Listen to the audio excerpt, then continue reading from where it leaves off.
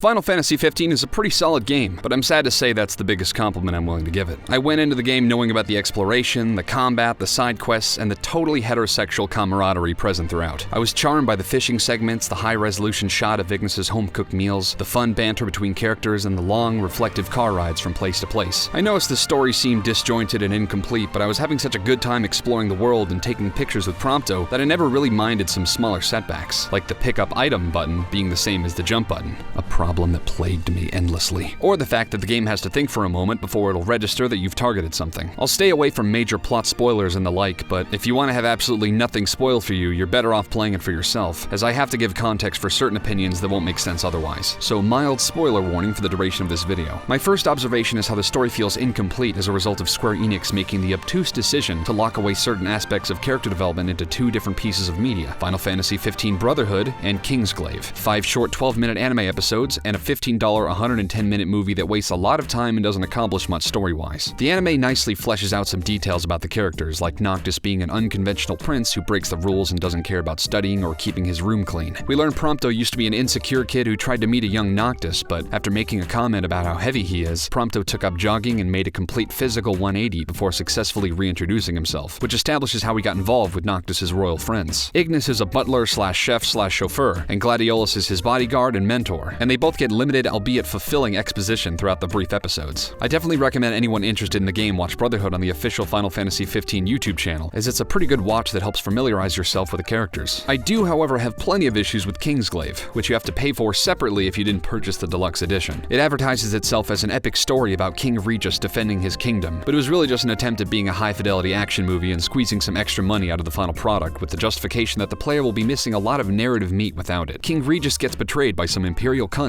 Things are shiny. He dies. Now you're ready to play Final Fantasy 15. I will say up front that I was deeply in love with Final Fantasy 15 after I got past the admittedly slow beginning. It felt like such a fresh take on the usual linear and slow-paced Final Fantasy games of old that I thought to myself, wow, this is really promising. I'm a longtime Final Fantasy fan, and considering that Final Fantasy 1, 5, 9, and 10 are some of my favorites in the series, and I don't mind turn-based combat, I was worried they were going to alienate their fanbase by discarding what makes Final Fantasy gameplay special. I can be a bit of an old-school hardcore fanboy, but I was happy with the overall product. So rest easy knowing they did most of the combat justice, which feels satisfying a lot of the time. Dodging attacks felt sharp and fluid. Warping at enemies a great distance away and letting your attacks rip into them felt like something out of a crazy action movie, and I got really into it. And it's still very much an RPG that lets you customize your experience and go at your own pace, encouraging you to stop and smell the roses whenever you please. The story felt like little more than a vehicle that justifies Noctis' journey across the beautiful kingdom, and I was okay with that. The bounty side quest reminded me of the hunt side quest from Final Fantasy 12, and that was deeply fulfilling for me. The entire experience felt great, but as many reviewers have stated, it started to fall apart towards the end, primarily due to its linear nature. The game spends the entire introduction and downtime convincing you that these characters are a lovable group that work well together in terms of chemistry, and accomplishes this fairly seamlessly. Noctis is an everyman, burdened with the responsibility of retaking Insomnia on behalf of his late father, a challenge he's doubtful he can tackle. Ignis is his incredibly pompous butler of sorts that does basically everything for him. Gladiolus is a tough-as-nails fighter that deals heavy damage and basically tells Noctis to stop being a whiny faggot and act like an actual king from time to time.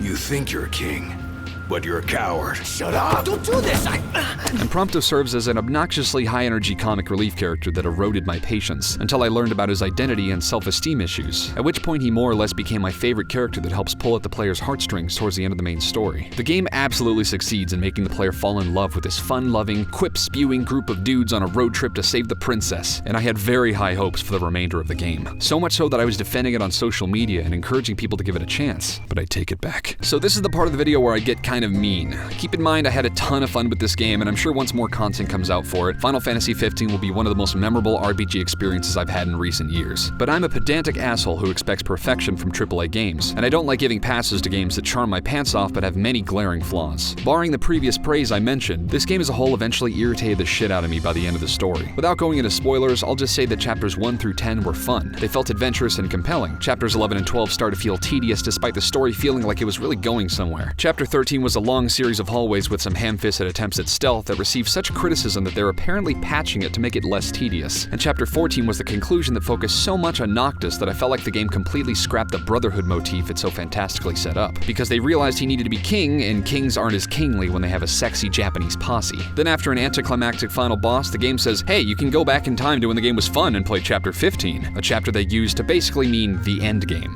And honestly, it's actually a great idea to allow the player to go back in time, because it doesn't have to make sense in the context of the story while still allowing the player to take a break from the rigid linearity of the story's last few chapters. So this is a game design idea on which I hope more open world games will take note. I like that the game lets you sink another 100 hours into finishing side quests and getting legendary weapons, but for the sake of getting this review done before 2017, I'm just going to focus on the core package the game presents. I'm sure lots of people are going to say, the game is so much more fun after the main story, and I'm sure they're right, but I want to air my grievances on the gameplay elements that have nothing to do with the post-game padding. By the way, one of the other patches they're going to introduce to the game is more exposition about the main villain, which will take time because they have to call back the voice actors and localize everything. They've been working on this game for the better half of 3 years, and they're retconning one of the most important parts of the story. Better late than never, I suppose. Gotta give Hajime Tabata credit for trying to make his game stand the test of time, even if that arrives in the form of patches that should have been released in the final product that we fucking paid money for. While it's a mild issue, the voice acting never truly fit for me. Almost every NPC was a southern bumpkin junker that felt like they belonged in the Fallout universe more than an elaborate sci-fi fantasy world. Prompto kept doing this whiny voice that felt like they said to the voice actor, okay, you're kind of a brat, but you're charming. Action. Geez, Noct. I sure do love taking photos. Man, I want to ride a chocobo so bad. Did you see that sign? Chocobos! Chocobos! It just always feels like he's attempting to capture the quintessential quality of cocky, and the word contrived often springs to mind. Gladiolus has such a deep and textured voice that it felt inappropriate at times. I got the feeling his voice talent was more focused on sounding manly than actually conveying emotion that fit the scene. I think we can forget about hitching our way there. Thought people were friendly outside the city. Ignis is so great and hilariously uptight, but his accent never felt like it fit in anywhere. His regal pomp gets exceptionally grating when you hear him say the same thing over and over and over again. I've come up with a new recipe. I've come up with a new recipe. I've come up with a new recipe. I've come up with a new recipe. I could taste test for you. That's it. What's up, Iggy? I've come up with a new recipe. And Noctis was... Actually, I had no problem with Noctis' voice. His actor had amazing emotional range, and considering he looks like Sasuke, I was worried that he would be your typical, I'm full of remorse because I couldn't protect someone I love character. What the hell is it you want? Quit screwing with my head! He actually had personality, and it didn't take long before I saw him as an actual person and felt like I could identify with his tribulations. Definitely one of the strongest characters in my book. Also, it's hilarious how terrible the lip flap for this game is. The Luminous Studio engine apparently allocated 95% of its resources to gorgeous hair physics, and the remaining 5% to the character model's ability to look like a dog struggling to eat peanut butter when speaking. So this is your maiden visit. Enjoying it so far? You doubtless have many questions, so ask away. The real-time combat is doubtlessly an absolute blast, but it is without its faults. Unless you're fairly over-leveled for certain fights or just incredibly good with timing your dodges against 5 enemies simultaneously, you will die in this game. A lot. Obviously, you can mitigate this difficulty by playing easy mode, but that's just silly. I cannot emphasize how common dying is in standard battles alone, and I'm not even talking about boss fights that don't shy away from powerful one-hit KOs. A Phoenix Down costs 1,000 gil, and other healing items that see incredibly frequent use cost quite a bit of money as well. Unless you plan on doing the optional side quests and scrounging for treasure to sell, you'll spend much of the game wavering around 3,000 gil with little room to buy any other accessories or trinkets. I would actually get nervous when the game threw me into a big battle right after a lengthy boss fight and I didn't have the chance to stop and restock my healing items first. For some reason you have normal health, but you also have max health. The game arbitrarily decided it would be a good idea to lower your maximum health after taking a certain amount of damage or getting put in danger status, so you really need to invest in items that say they'll heal maximum HP, aka don't bother with potions or high potions. Once you hit 0 HP, you'll go into danger status and limp around for a while until either you heal yourself, a party member heals you, or you stay out of harm's way for long enough and miraculously recover. If you take too much damage in this state, time freezes to give Noctis the chance to use a Phoenix Down, but if you're all out of them, you just have to watch your character groan painfully until the game over screen pops up.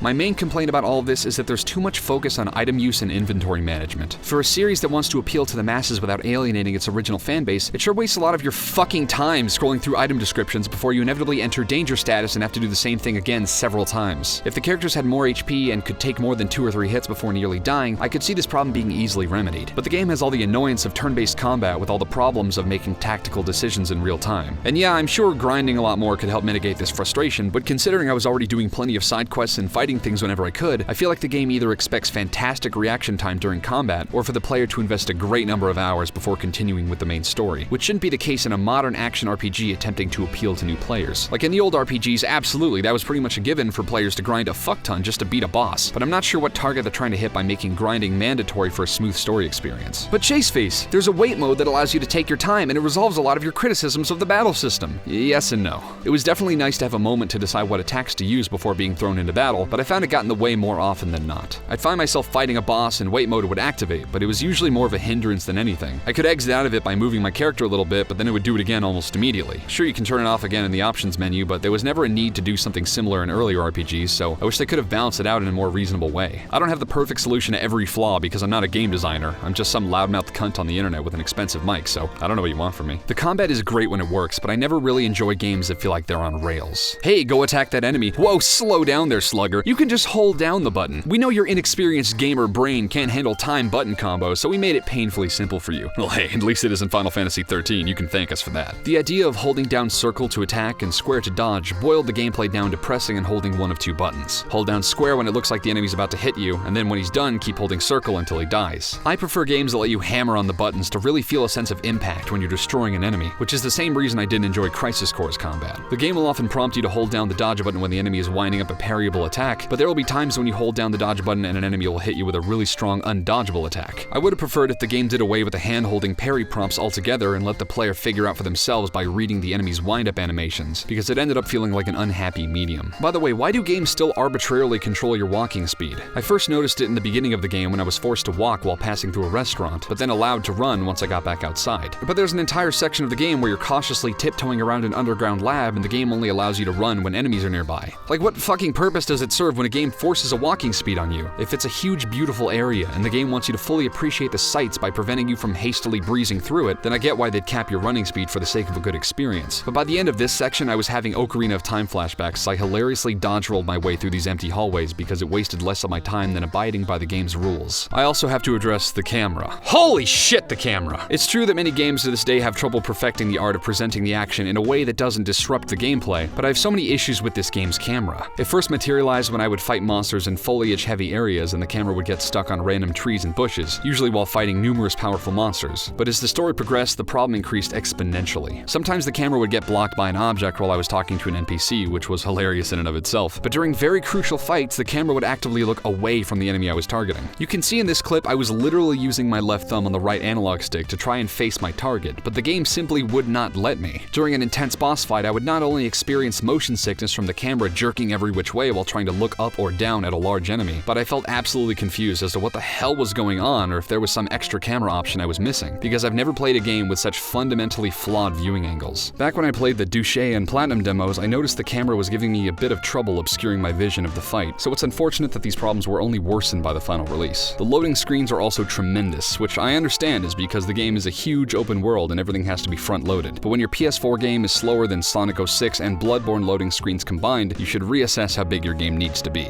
Okay, I filled my Sonic 06 joke quota for this video. That should keep the teenagers happy. The graphics were pretty great and everything looked gorgeous, but as with any ambitious open world game, the graphics had to take the backseat to keep a stable frame rate. If you play the game, you'll probably notice occasional texture bugs, but for the most part, it's forgivable. I heard a lot of people say the end of the game made them cry, and I can imagine why, but I was so frustrated by how unfulfilling and ham-fisted the ending was that I couldn't bother to feel any genuine appreciation for what was happening. I should say for the record that I'm a huge crybaby when I'm invested in a game and something heartbreaking happens, so I'm usually the first to tell my friends how Undertale made me bawl like a small child, or how the end of Klonoa absolutely breaks my adult heart. But because I predicted Prompto's pictures taken throughout the game would come into play at the game's conclusion in a sentimental fashion, it had almost no impact on me. I figured Noctis would have a really heartfelt and powerful scene that would pull me in, and while the one that was there certainly wasn't bad, I was left thinking, was that it? That's the tearjerker? All in all, Final Fantasy 15 is a pretty great game despite its numerous flaws. I wanted to love it, I really did, but while the game was overflowing with an excess of summer vacation charm and solid modern design, the slew of issues present in the game had me red in the face by the time the credits rolled. To his credit, however, Hajime Tabata is really pulling the stops to give this game as much shelf life as possible. I think it's a game that has a lot of promise for the future, but as it stands right now, I have to point out everything that I thought was really mediocre. please just don't hate me.